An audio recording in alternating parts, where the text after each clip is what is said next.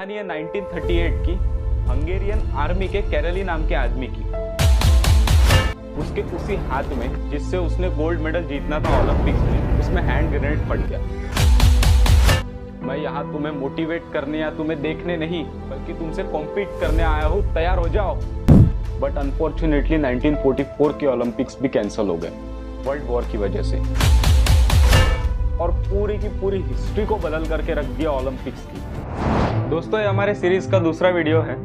Actually ये video मैंने पहले भी अपलोड किया है हमारे चैनल पे, जो आप यहाँ देख सकते हो, जिसकी लिंक मैंने डिस्क्रिप्शन में दे रखी है। आप चाहो तो इसके बाद वो वीडियो देख लेना। ये स्टोरी आपको मेंटली इतना स्ट्रांग बना देगी कि आप कभी बहाना नहीं दोगे। ये स्टोरी आज तक की सबसे अद्भुत, सबसे जबरदस्त स्टोरी है। ये कहानी है 1938 की हंगेरियन आर्मी के कैरली नाम के आदमी की। वो उस कंट्री का बेस्ट पिस्तौल शूटर था।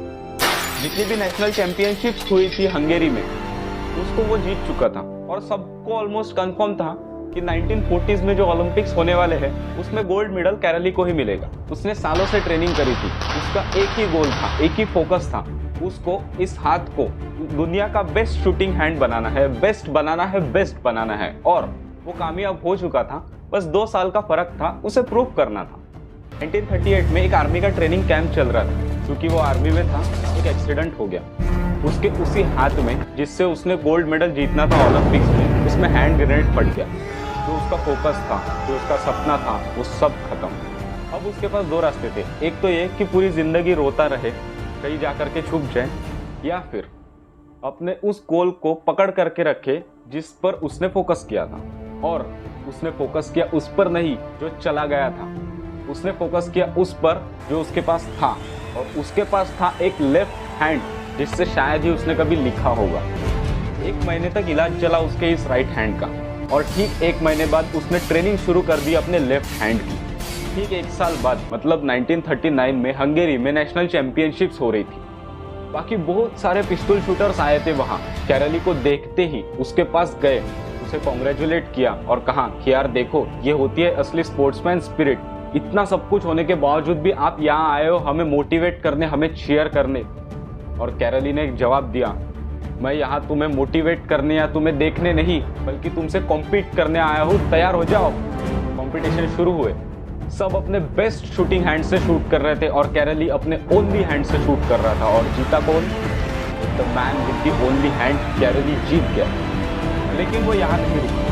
उसका फोकस क्लियर था, उसका गोल क्लियर था। उसे इस हाथ को इस कंट्री का नहीं बल्कि पूरी दुनिया का बेस्ट शूटिंग हैंड बनाना है। उसने अपना सारा फोकस उठा करके डाल दिया 1940s पे, जो ओलंपिक्स होने वाले थे। बट 1940s के ओलंपिक्स कैंसिल हो गए। उसने अपना सारा फोकस उठा करके 1944 के ओलंपिक्स में डाल दिया। 4 साल बीते, 1944 पास में आया। बट अनफॉर्चुनेटली 1944 के ओलंपिक्स भी कैंसिल हो गए वर्ल्ड वॉर की वजह से। ये तीसरी बार था जब उसका सपना उसके आंखों के सामने टूटता हुआ नजर आ रहा था। अब यहाँ कोई अगर साधारण इंसान होता तो शायद ही जी पाता।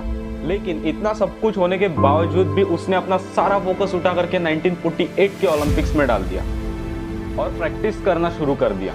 1938 में उसकी एज थी 28 ईयर्स और 1948 तक उसकी एज हो चुकी थी 38 ईयर्स। और जो यंग कॉम्पिटिटर्स आते हैं, जो यंग प्लेयर्स आते हैं, उनसे कॉम्पीट करना मुश्किल होता चला जाता है। लेकिन मुश्किल नाम का शब्द था ही नहीं उसके लाइफ में।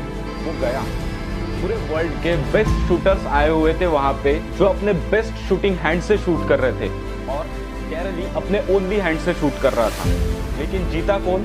The man with the only hand, कैरली। उसका गोल क्लियर हो चुका था, लेकिन वो तब भी नहीं रुका। 1952 ओलंपिक्स दोबारा से कॉम्पीट किया उसने, और इस बार कौन जीता? The man with the only hand, Kairali.